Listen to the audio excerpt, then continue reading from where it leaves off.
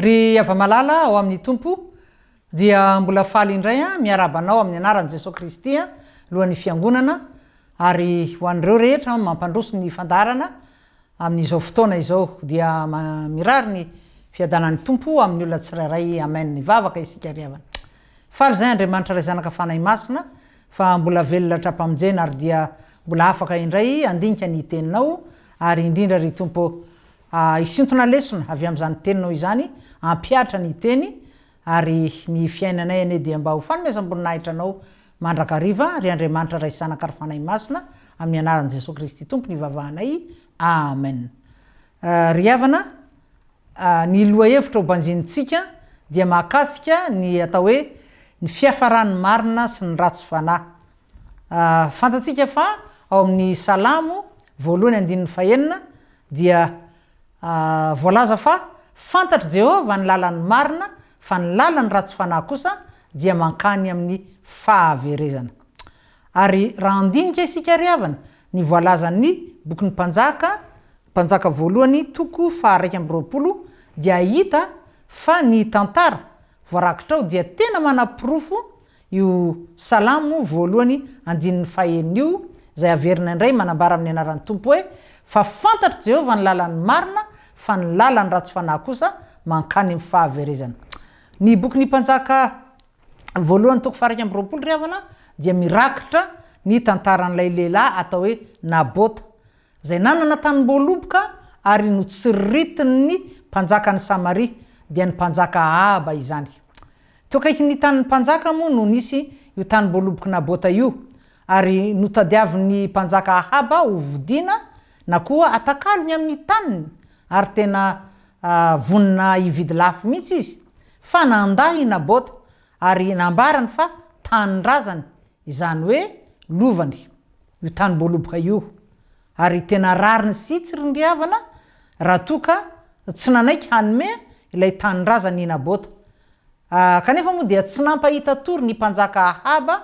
ny valiteniny Nabota ary nanome alahelo azy sy nampahatezitra azy.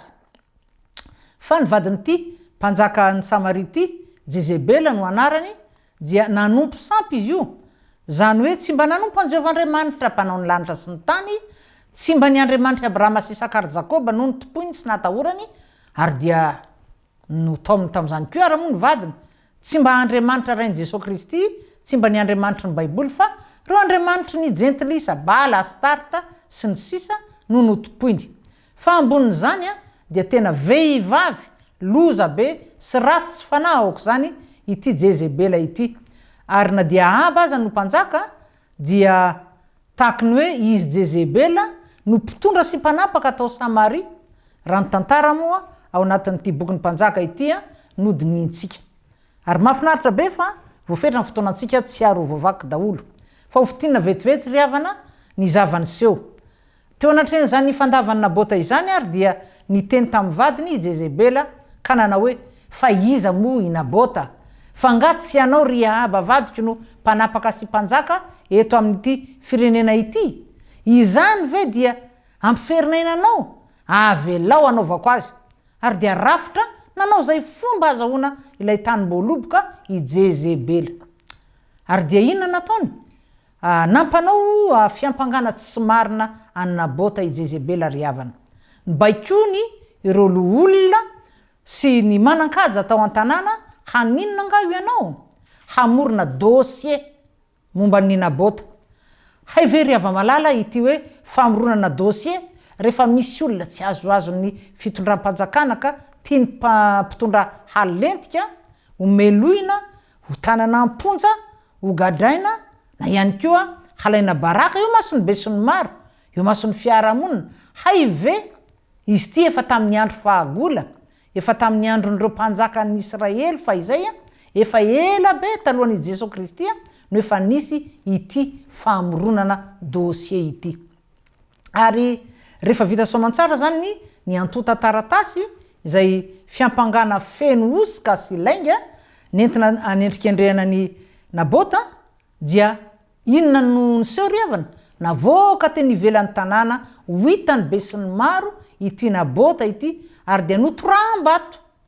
mandra-pahatapitry ny ainy. saingy zao ry havana ny zavatra azo avy amin'ny tsy fahamarinana ny arena azo amin'ny alalan'ny fanambakana ny zavatr'olona norobaina ankeriny eny mety tsy afa-niary tena ny tompony mety azon'ny olona ny vonoina ho faty aza ka dia lasa ny mora foana ny fananan'ny hafa mety ho vola zany mety ho trano zany mety ho tany zany mety ho zavatra maro samihafa asa firavaka volamena sy ny sisa zany hoe fananana izay atsembonin'ny tavan'ny hafa nazahoany azy Andriamanitra kosa ry havana mahita izany Andriamanitra mahita ny miseho rehetra ary tsy ataon'Andriamanitra hafa maina ny pisoloky zavatr'olona tahaka an'izany ry havana misy ny lesona voalohany zany azontsika tsoahany fadio alaviro tahaka ny fasambao manao ratsy olona na inona antony na manana fahefana manahoany ianao ary naizanaiza toerana misy azy misy anao ary Andriamanitra tsy hoe mahita fotsiny fa amin'Andriamanitra azy marina masina tia fahamarinana de tena fantany izay ataony Andriamanitra raha teo izy fantany ny ataony manoloana ireny hetraketraky ny ratsy fanahy amin'ny hafa ireny tsy mitazam-potsiny tsy akory Andriamanitra ry havana sanatry ary ny taolo razantsika aza nge efa nahalala ny fisiny io Andriamanitra io raha tsy mbola tafiditra teto Madagasikara akory ny baiboly ka efa nahainy teny izy ireo hoe aza ny loasa mangina no jerena fa Andriamanitra ao an-tampony loha saingy zao alohan'ny andraisan'Andriamanitra ny fepetra ny fanapahan-kevitra ny famaizana alohan'ny ampiaran'izay mety ho sazy mifanaraka amin'ny heloka vitan-draolombelona de inona nataony maniraka mpaminany izy aloha maniraka ny olona izy aloha ary dia eto zany ry havana dia ny rano any amin'ny Ahaba mpanjaka ny mpaminany Eli Tisbita aninona moa ilaza amin'ny mpanjaka ny tsy mety nataony ampitandrina azy taditsika ihany koa angamba ry havana ny fahadalana ny fahotana nataony Davida mpanjaka ihany koa tamin'ny fotoan'andro ny tsiriritiny ilay vehivavy tsara bika sy tsara tare Batseba ilay vadina miaramila manambony nahatra ambony tao amin'ny tafiky ny Israely ary satria moa mpanjaka izy Davida zany ary tsara tare ihany koa moa Davida dia nampanantsoiny Batseba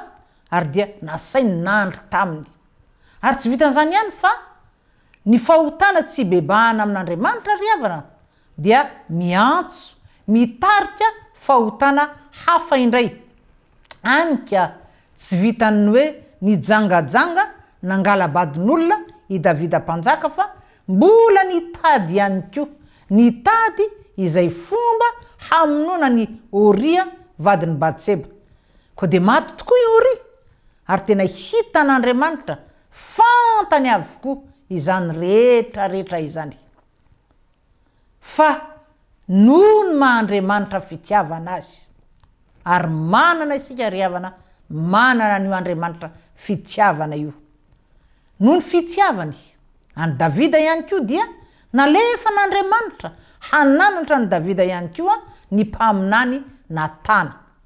ary rehefa ela dia niaiko tokoa ny fahadisoany Davida niteraka tamin'ny Batseba i Davida nefa saingy ho famaizana ny Davida dia novonoin'Andriamanitra ilay zaza tsy manan-tsiny eny fa na dia ny fona ny fadihanina i Davida nandritra ny fotoana maharitra tao anatin'ny fahararian'ilay zaza moa izany ny lesona faharoa azo tsoahana eto zany ry havana ilaina ampiarina de izao henoy arao ny teny ampitondrain'i Jehova ny mpaminany zany hoe ny fiangonana ihany koa moa de ambara hoe mpaminany ka tsara ny miaino ny tory-teny ny teny zay zaraina amitsika any amin'ny fiangonantsika tsirairay avy kanefa amin'izany ry havana dia mila mailo tsara ihany koa isika mila mahafantatra mila mahazo antoka fa tena mpaminany Jehovah marina tokoa lay olona fa tsy sanatria olona misandoka ho mpaminany tsy sanatria ny vava hoe mpaminany sandoka eny ry havana efa hatramin'ny andron'ny testamenta taloha no efa nisy ny mpaminany sandoka ary vao mainka koa moa ny tombo ny tombo isa zany aty amin'ny testamenta vaovao ary Jesosy Kristy sy ny apôstôly dia samy nampitandrina ihany koa ny amin'ny famitana ataon'ny mpaminany sandoka ny Kristy sandoka ny antikristy de io ihany koa ry havana ny zavanitranga ny fahotana zay tokony hitandremantsika olombelona ka nahatonga ny Jehovah Andriamanitra nametraka ny lalàna ao amin'ny didifolo ny amin'ny fitsiriritana ity fitsiriritana ity zava-dratsy fa mandrihina ataon'ny satana hoentina mandavy ny zanak'olombelona manapoizina ny maso ny fonjanak'olombelona manapoizina ny foa ny fitsiriritana ary izay ange izay no zavatra niseho teo amin'ny fiainany Ahaba ny tsiriritra ny tany mboloboky Nabota ary mazava ry havana ny voalaza ao amin'ny didifolo ao amin'ny bokin'ny Exodosy toko 20 moa no anisany ahitantsika an'izany eo amin'ny andininy 17 vakitsika zany amin'ny anarany tompo Exodosy toko 10 andininy 17 aza mitsiriritra dia betsaka moa zany ny santionan-javatra izay tsy tokony ho tsiriritina voatanisy eto aza mitsiriritra ny tranony namanao aza mitsiriritra ny vadiny namanao na ny ankizy lahany na ny ankizy vaviny na ny ombony na ny borikiny na izay mety ho an'ny namanao akory azy santionany ihany reo fa be de be no azo tanysaina ary mino ary havana fa tadiditsika ny teny ihany koa nataon'i Jesosy Kristy zay manambara fa ahoana moa izy ranomasonao izy no manankana ny fidiranao ao amin'ny fanjakan'ny lanitra dia esory satria aleo iny tompo tsara lavitra ho an'ny olona iray maninona miditra pomaso any amin'ny lanitra toy zay tsy afaka mandova mihitsy ny lanitra matetika tokoa mantsy ry havana dia ny masontsika io masontsika io no ampiasain'ny devoly ataon'ny fitaovana manakana antsika tsy ho tafiditra ao amin'ny fanjakan'ny lanitra satria amin'ny alalan'ny masontsika izay mijery sy mahita ny zavatra rehetra olona lehilahy vehivavy entam-barotra sarimietsika ary maro amin'ireny sarimietsika reny no tena mamofady tsy sazatsika kristianina kanefa dia alaim-panahy hijery ihany ny sasany mba tsy ilazana hoe ny kristianina maro dia amin'ny alalan'ny inona moa mazava ho azy amin'ny alalan'ny maso dia tafiditra ny fitsiriritana zavatr'olona arak'izany eto hoe vadin'olona zay fahotana satria fantikana ny didifolo ary dia matetika ilay fitsiriritana zavatra ohatra dia miafara mifandrobana satria raha tsy manam-bola amidy moa lay olona na koa dia mazava loatra fa mandroba izy na koa miafara amin'ny fakana vadin'olona mihitsy zany hoe fijangajangana ary dia mampisaraka mihitsy ny mpivady zay nambaran'Andriamanitra hoe zay efa nakamban'Andriamanitra aoka tsy ho sarahan'olombelona ary zany fijangajangana izany dia fantatsika fa tena fahotana maharikoriko an'Andriamanitra izay masina sy ny teneo ako masina ianareo satria masina ao izy Jehovah Andriamanitra reo ry havana ny lesona fahatelo azontsika sotoana sy ampiarina zany dia ny faharatsiny ny fitsiriritana zay voarara ny didifolo ary ny olona na ny mpino kristianina izay efa nandray ny fanahy masina raha sanatria ka tafalatsaka ao anatin'izany fakapanahy velam-pandrika ataon'ny satana dia ny fitsiriritana izany dia inona no ataony mifona ingana avetrany miantoraka eo ampototry ny azo fijalian'ny Kristy ary miezaka eo mba ny fitarihan'ny fanahy masina tsy amerina izany intsony dia ina koa ry havana no hitatsika atao anatin'izao boky ny mpanjaka voalohany toko 2 izao tsy afabela ry hava-malala ny mpanao ratsy fa na hoela na ho aingana dia tsy maintsy mivaly aminy eny hatramin'ny taranany mihitsy aza ny ratsy nataony andenge mba hovakitsika ny andininy mpanjaka voalohany zany toko 2 isika dia ny andininy 7 sy ny 7 zao ny vakiny amin'ny anaran'ny tompo ary ny amin'ny Jezebela koa dia nolazainy Jehova hoe ny alika hihinana ny Jezebela eny ivelany mandany Jezirela. Zay taminga ny Ahaba maty eo an-tanàna dia hohaniny alika, ary zay taminga ny maty any Antsaha kosa dia hohaniny voromanidina. Mazava be zany ry ava-malala. Zany hoe lesona manaraka azo tonona ampiarina zany dia zao fahamarinana zay voarakitra ihany koa amin'ny boky ny fahendrena, boky ny obolana zay milaza amin'ny anaran'ny Tompo hoe tsy misy ratsy manjony marina fa henidoza eniky ny loza zany, henidoza kosa ny ratsy sy fanahy. Io moa dia hitantsika ao amin'ny boky ny obolana toko 2:20 andininy 1:20. Averina indray manambara hoe amin'ny anaran'ny Tompo ny obolana toko 2:20 andininy 1:20 tsy misy ratsy manjony marina fa henidoza kosa ny ratsy sy fanahy. Ary ny tantarany Joba revana dia tena maneho miharihary ny fahamarinany ity tenin'Andriamanitra ity. Averina indray ao amin'ny boky ny obolana toko 2:20 andininy 1:20 manambara hoe tsy misy ratsy manjo ny marina fa henidoza ny ratsy sy fanahy. Taditsika angamba ny tantarany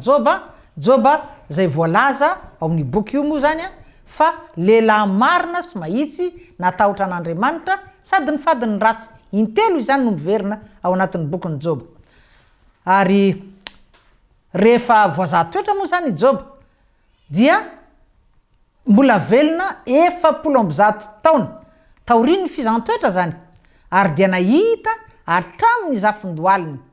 dia maty izy rehefa tratrantotra ka ela ny ainany. Araka ny voalaza moa io ao amin'ny Joba, mamarana mihitsy ny tantara zany, Joba toko 2:20 eo amin'ny andininy 4:20 sy ny 7:20. Zany hoe raha mba manahaka any Joba zany isika zanak'olombelona, Joba marina mahitsy natahotra an'Andriamanitra sady ny fadiny ratsy, na dia teo azy ny fizahatoetra faran'izay mamay nampiarin'Andriamanitra taminy mba azahoan'Andriamanitra mirehare eo anatrehan'ny Satana, dia aoka ho fantatsika fa tena zava-dehibe ho mason'Andriamanitra ny fananany mpanompo tahaka an'izany, araka ny nambara teo hoe tena afaka ny reharea teo mason'ny Satana Andriamanitra noho ny amin'ny fananany any Joba. Ary atao fifaliana ho antsika ry havana, raha hoe mba afaka mirehare noho ny amintsika ihany koa Andriamanitra, koa namanahoana fijerin'ny olona fieverany manodidina antsika, mety ho fianakaviany io, mety ho tapaka sy namany io, eny mety ho mpiara-mivavaka azy. Rehefa faly amintsika Andriamanitra dia izay no lehibe indrindra, tena zava-dehibe izany. Dia ino koa no hitantsika ato anatin'ity tantarany Nabota sy Ahaba ary Jezebela ity? Jehova Andriamanitra no mpamaly ny natao. Ary tena voasoratra io teny io ao amin'ny Salamo ry havana, Salamo 4:20. Vakitsika nge ny andininy voalohany, Salamo 4:20 zao no voasoratra eo amin'ny andininy voalohany, vakina amin'ny anaran'ny Tompo. Jehova Andriamanitra mpamaly ny natao, Andriamanitra mpamaly ny natao, mamirapiratra. Zay zany no voasoratra, Andriamanitra no mpamaly ny natao, na tsara na ratsy. Ary efa niteny koa zany Jehova Andriamanitra ry havana, tadidinao angambe ao amin'ny bokin'ny Exodosy toko 4:20 andininy 4:20 fa ahoana hoy izy? Izaho izy tamin'ny zanak'Israely moa, ary tsika kristiana nambara hoe Israely vaovao, izaho hiady ho anareo izy fa hianareo kosa hangina. Ka raha raisinao an-tanana ny adinao zany dia tsy miditra Andriamanitra, fa raha avelanao Andriamanitra hiady ho anao dia haresy ianao eny, manoatra noho ny mpandresy ny apôstôly Paoly amin'ny alalan'ilay tiantsika dia Jesosy Kristy. Ary fantatsika mpino kristianina fa hiverina kristianina moa hitsara ny velona sy ny maty. Ary ny olona rehetra dia tsy maintsy ho hita toetra miharihary eo amin'ny fitsaran'ny Kristy. Io moa dia voasoratra ny apôstôly Paoly nanoratra an'io ao amin'ny Korintianina 2 toko 5:20. Ko aza misy manana ia fa aoka hatoky an'Andriamanitra, fa tadidinao angamba ny voasoratra ao amin'ny bokyny salama fa 420 izay hoe zay matoky an Jehova dia tahaka ny tendrombohitra ziona tsy mietsika fa mitoetra mandrakizay. Ary ny bokyny Isaia mpaminany kosa dia voasoratra hoe izay miandry an Jehova dia androso hery izy elatra no iakarany tahaka ny voromahery iazakazaka izy nefa tsy ho sasatra andeha izy nefa tsy ho reraka. Ary farany ry havana ho fampahirizana antsika miombona tamin'izao fandaharana zao dia tadidio ny teny nataon'i Jesosy Kristy raha nanao lay toriteny lavabe izy teo an-tendrombohitra ka nampianatra araka ny Mateo 5:17 hoe sambatra zay enjena noho ny fahamarinana fa aza ny fanjakan'ny lanitra. Ry havana tena fanenjena tsy ara-drariny tsy mari-potitra zany no nampiarina tamin'ny Nabota izay nalaina baraka teo mason'ny mpiarabelona tamin'ny alalan'ny fiampangana tsy marina namronana dossier ary dia nitrombato koa dia maty noho izany. Ry havana azadonoina fa raha mbola tany koa ny tany eny eto amin'izao tontolo zao dia misy ary tsy foana reo olona zay mitsangana ho fahavalon'ny fahamarinana fahavalon'Andriamanitra fahavalon'ny mpino kristianina hitsangana ho fahavalon'ny fiangonana no ny antony maro samihafa zay mety tsy ampoizinao akory kanefa fantatsika fa fandalovana ihany ny eto hoe azadonoina fa mandalo ihany isika eto an-tany. Zany tsy midika hoe tsy miraharaha ny fiainana eto tsika tsy hoe olona manao croiser les bras rehefa misy zava-miseho hoe olo-pirenena mitazan-tavitra fotsiny ny zava-miseho na ny tsy mety tsia fa tsy maintsy mijery isika mandinika miezaka mamantatra ny zava-miseho manodidina eo milafiny rehetra ary tarafitsika amin'ny alalan'ny tenin'Andriamanitra izany rehetra zany amin'ny mampanompon'Andriamanitra antsika ary tsy maintsy mandray andraikitra koa isika arak'izay tandrifiny tsirairay avy. Ary raha olona manana ny fanahy masina mandeha araka ny fanahy masina dia ahoana hoy ny ambaran'ny apôstôly Paoly amin'ny Korintianina voalohany 2:2 ao mahafantatra ny zavatra rehetra izy kanefa izy tsy fantarin'olona. Ary taorian'ny fiovampony moa ry havana fiovan'ny toetsain'ny apôstôly Paoly zany hoe rehefa nandreny fahateram-baovao izy dia niaina zany traikefa izany izy ny olona mandeha araka ny fanahy izy mahafantatra ny zavatra rehetra fa izy tsy fantarin'olona. Ary tena marina ny fanambaran'ny apôstôly Paoly ary dia nandray niandraikitra tandrify azy izy amin'ny maha-olo-pirenena azy tamin'ny fotoana tamin'izany fotoana zany moa izy moa fantatsika fa sady olo-pirenena jiosy kanefa ihany koa romanina ary samy joro izy ny teny teo anoloany manam-pahefanisana ambaratongony ny ambaratonga ny mpanjaka ny gouvernoura sy ny sisa ary tena fantany fa ny tompony niaro azy nametraka mandrakariva ny teny teo ambavany ary izy koa moa ry havana dia olombavaka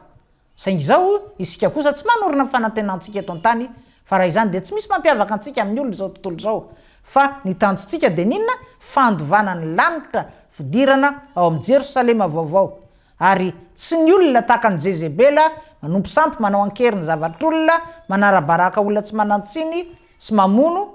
na dia vadina manam-pahefana lehibe aza tsy ny olona toy izany no fakatahaka.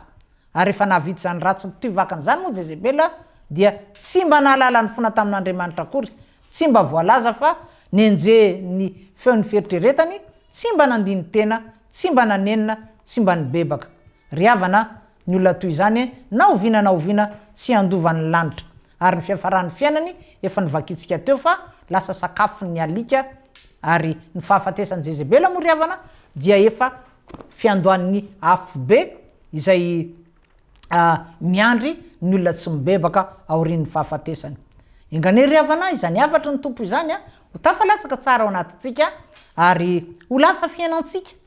ampaharitra antsika amin'ny fiandrasana ny fiverenan'ny tompo eny amin'ny raon'ny lanitra dia atolotsika ho an'Andriamanitra voninahitra. Amen. Hivavaka isika. Tompo faly indrindra izahay satria afaka manatsoaka lesona maro samihafa avy amin'ny teninao dia ny teninao zay velona sy mahery aina ho an'ny mahazo azy fahasalamana ho an'ny nofiny rehetra ary efa nambaranao aza Jesosy Kristy fa ny lanitra sy ny tany ho levina fa ny teninao tsy mba ho levina ka dia tafalatsaka tsara ao anatinay ane izany teny izany ry tompo ary dia misaotra anao izay amin'ny anaran'i Jesosy tompo. Amen. Ry havana dia tapitra indray ary ny fandarantsika koa dia amin'ny afaka herinandro indray raha mbola tsy miverina eny amin'ny raha milanitra jesosy kristy veloma indrindra tompoko famarinana manandratra ny firena